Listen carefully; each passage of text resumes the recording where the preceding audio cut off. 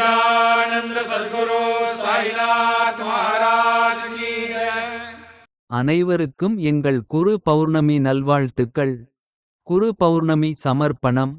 அருள்பாதை தொகுப்பு டி.ஆர். மாதவன். சாயிபாபா என்பவர் யார்? சாயிபாபா தான் முதல் தெய்வம். சாயிபாபா முடிவில்லா ஜீவன். சாயிபாபா உள்ளத்தை இயக்கிக் கட்டுப்படுத்தும் பரிபூரண பரமாத்மா. சாயிபாபா அனைத்து உயிரினங்களின் ஆன்மா. சாயிபாபா ஸ்திரமான அசையாத பரப்பிரம்மம். சாயிபாபா என்பவர் கோடிக்கணக்கான பிரபஞ்சங்களை படைத்து இயக்கும் மூல முதல் இயற்கையின் சக்தி. சாயிபாபா முழு பிரபஞ்சத்திற்கும் பரமகுரு. சாயிபாபா பஞ்சபூத உயிரினங்களின் இலக்கு. சாயிபாபா ஒரு சீராக இருந்து பல்வேறு வடிவங்களில் வீற்றிருந்து தனது திருவிளையாடல்களை செய்து வருகிறார். ஓம் சாயிராம். பகவான் ஸ்ரீ சாயி பாபாவின் அமிர்த பாதை. பாபா சாயிநாதரின் புனித பாதை அனைத்து உயிரினங்களின் நன்மைக்காக உள்ளது. இது எந்த ஒரு சாதியினருக்கும் உரியது அல்ல. இந்த எளிய பாதையை பின்பற்றுவதன் மூலம் எந்த உயிரினமும் கடவுளின் ஆசீர்வாதங்களை பெற முடியும். நமது அன்பான பாபாவின் கருணையால் அவரது நாமம் இப்போது உலகம் முழுவதும் பிரபலமாக உள்ளது. உண்மையான இதயத்துடன் அவரது அடைக்கலத்திற்கு வருபவரை எல்லா வகையிலும் பாதுகாக்கப்படத் தொடங்குகிறார். இப்போது சாயியின் மகத்தான கருணையால் அவரது அமிர்த பாதையின் சாரத்தை கூறுகிறேன். நமது இல்லற வாழ்க்கையின் அனைத்து பொறுப்புகளையும் நிறைவேற்றுவும் அதே வேளையில் மனிதப் பிறப்பின் இலக்கில் நம் மனதை முழுமையாக ஒருமுகப்படுத்த வேண்டும்.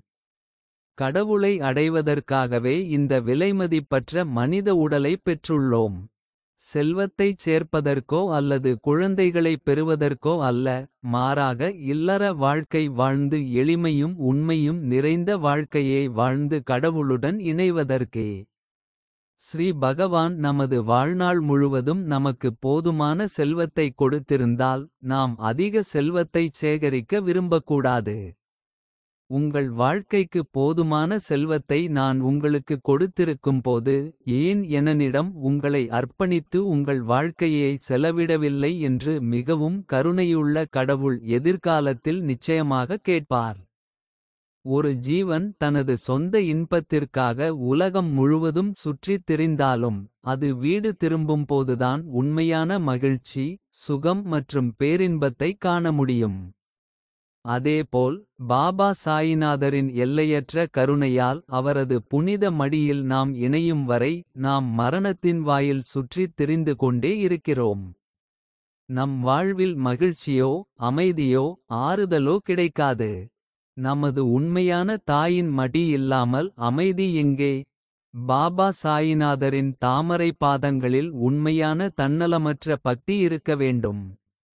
எந்தவொரு உலக ஆசை அல்லது விருப்பத்தையும் நிறைவேற பாபாவை வணங்குவது பாபாவின் பக்தியின் ஒரு கபட நாடகம். தாயின் புனித மடியை பெறுவதைத் தவிர வேறு எந்த ஆசையும் எழாதது பக்தி மட்டுமே. தாயின் பரிசுகளிலும் தாயின் மகிழ்ச்சியிலும் நாம் எப்போதும் திருப்தி அடைகிறோம். உண்மையான அன்பு பேரம் பேசுவதை அறியாது.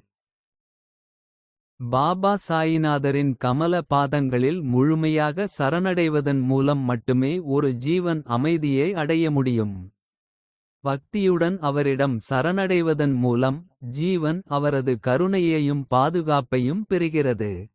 வாழ்க்கையில் உண்மையான வெற்றி சரணடைவதில் உள்ளது. ஆன்மீகத்தின் சாராம்சம் ஹே சாயி, உங்கள் விருப்பம் எப்போதும் நிறைவேறட்டும் என்ற இந்த வார்த்தைகளில் மறைக்கப்பட்டுள்ளது. மேலும் இந்த வார்த்தைகளின்படி வாழ்வதே உண்மையான ஆன்மீக வாழ்க்கை. அவரது ஒவ்வொரு கட்டளையையும் ஒவ்வொரு விருப்பத்தையும் இனிமையாக ஏற்றுக்கொள்வதே அவரது அருளை பெறுவதற்கான ஒரே வழி. துக்க காலங்களில் ஹே சாயி, உங்கள் விருப்பம் நிறைவேறட்டும் என்று நாம் தூய இதயத்துடன் அழைக்கும்போது அந்த நேரத்தில் ஒரு சக்தி மேலிருந்து இறங்கி நமது துக்கங்களை பெருமளவில் நீக்குகிறது. கர்ம விதிகளிலிருந்து கருணை பெற இதுவே வழி.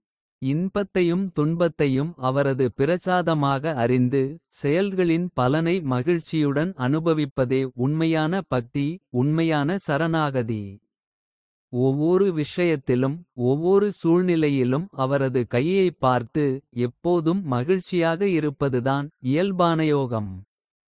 நினைவில் கொள்ளுங்கள், முற்றிலும் சாந்த குணமுள்ளவராகி. மண்ணுடன் தன்னை இணைத்து கொண்ட இச்சாவில் மட்டுமே இருக்க முடியும். யாருடைய அகங்காரம் முடிவுக்கு வந்ததோ. தாயின் இன்பத்தில் வாழ்வதில் உண்மையான மகிழ்ச்சியைப் பெறுகிறாரோ அவர்தான். அத்தகைய ஒரு உயிரினம் தனது செயல்களின் பலனை மகிழ்ச்சியுடன் தாங்கி தாயுடன் இணைகிறது. தாயிடம் மூழ்கிவிடுகிறது. ஆன்மாவின் அழியாத கதை இங்கே முடிகிறது. நமது உண்மையான வீடு நமக்குள் இருக்கிறது. இந்த உண்மையான வீட்டில் பாபா சாயிநாதர் எப்போதும் ஆன்மாவின் வடிவத்தில் வசிக்கிறார். அவரை உடலில் உள் ஆன்மாவில் வழிபடுவதே உண்மையான ஆன்மீக வாழ்க்கை. பாபா நம் அனைவரின் இதயங்களிலும் வசிக்கிறார்.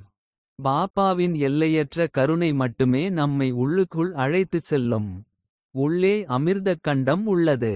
பாபா சாயிநாதர் அதன் சாவிகளை கொண்டுள்ளார். அவர் காட்டிய பாதையை உண்மையான இதயத்துடன் நாம் பின்பற்றும்போது. அவரது எல்லையற்ற கருணையால் நமது மனப்பான்மைகள் உள்முகமாகின்றன. நாம் உள்ளே சென்றவுடன் எல்லையற்ற சக்தியை நேருக்கு நேர் சந்திக்கிறோம். பாபா சாயிநாதரின் ஆசீர்வாதங்களைப் பெற்ற நாம் எப்போதும் அவருக்கு நன்றியுள்ளவர்களாக இருக்க வேண்டும். இது அவரை மகிழ்ச்சியடையச் செய்கிறது. மேலும் அவர் அதிக ஆசீர்வாதங்களையும் கருணையையும் பொழிகிறார். ஆன்மீகப் பாதையில் நடப்பவர்கள் ஒவ்வொரு அடியிலும் குழிகளை எதிர்கொள்கிறார்கள். பாபா சாயிநாதரின் தாமரை பாதங்களில் முழு நம்பிக்கை கொண்டவர்களை பாபா சாய்நாத் முழுமையாக பாதுகாக்கிறார். அவர் எப்போதும் தங்கள் உறுதியில் உறுதியாகவும் ஒருபோதும் அசையாமல் இருப்பார். அவர் அவர்களின் கையை பிடித்து வழிநடத்துகிறார். பயங்கரமான குழிகளிலிருந்து அவர்களை காப்பாற்றுகிறார். ஆன்மீகப் பாதையில் அகம்பாவம் என்பது ஒரு உயிரினத்தின் மிகப்பெரிய எதிரி. அது மிகவும் கொடியது. அது சிறந்த சாதகர்களின் சாதனாவை கூட ஒரு நொடியில் அழித்துவிடும். நம்மிடம் ஏதேனும் குணங்கள் இருந்தால் அவை பாபா சாய்நாத்தின் பரிசு. இந்த உண்மையை நாம் எப்போதும் வலுவாக வைத்திருக்க வேண்டும். நாம் முற்றிலும் பணிவாக இருக்க வேண்டும். நாம் மண்ணுடன் இணைய வேண்டும். பணிவாக இருப்பதன் மூலம் மட்டுமே பாபா சாயிநாதரின் உண்மையான கருணையை பெற முடியும். எல்லா வடிவங்களிலும் ஒரு முடிவில்லாத ஜீவன் அனுபவிப்பது அமிர்தத்தை அருந்துவதாகும். எல்லா வடிவங்களிலும் உள்ள ஒருவனை அனுபவிப்பதே மனிதப் பிறவியின் நோக்கம். இருமையில் வாழ்வது ஒரு பாவம். ஒற்றுமையை விட்டுவிட்டு பன்முகத்தன்மைக்குச் செல்வதன் மூலம் அனைத்து பலவீனங்களும் நம்மில் நுழைகின்றன. ஒரு முழுமையான உண்மை எல்லா வடிவங்களிலும் வாழ்ந்து அனைவரையும் உயிருடன் வைத்திருப்பது. இந்த உண்மையை எப்போதும் அனுபவிக்க வேண்டும். பாபா சாயிநாதர் என்ற ஒரே உண்மையை ஒவ்வொருவருக்குள்ளும் பார்த்து. மனதில் அனைத்து வடிவங்களையும் வணங்கிக் கொண்டே இருக்க வேண்டும். இதுவே பகவத் தர்மத்தின் சாராம்சம். பாபா சாயிநாதர் எந்த பலனையும் எதிர்பார்க்காமல். தன்னலமற்ற முறையில் மற்றவர்களுக்கு சேவை செய்வதை விரும்புகிறார். தன்னலமற்ற சேவையின் பலனை பாபா சாயிநாதருக்கு வழங்குவதும். தன்னை அவரது கைகளின் கருவியாகக் கருதுவதும்தான் உண்மையான ஆன்மீக வாழ்க்கை. கர்மா, கர்மத்திற்கான காரணங்கள், செய்பவர் மற்றும் கர்மத்தைச் செய்யும் சக்தி. அனைத்தும் நீயே என்பது எப்போதும் மனதில் உறுதியாக நிலைநிறுத்தப்பட வேண்டிய ஒரு முழுமையான உண்மை. பாபா சாயிநாதர் ஆன்மீகப் பாதையில் உள்ள மிகப்பெரிய பாவம் குறுகிய மனப்பான்மை.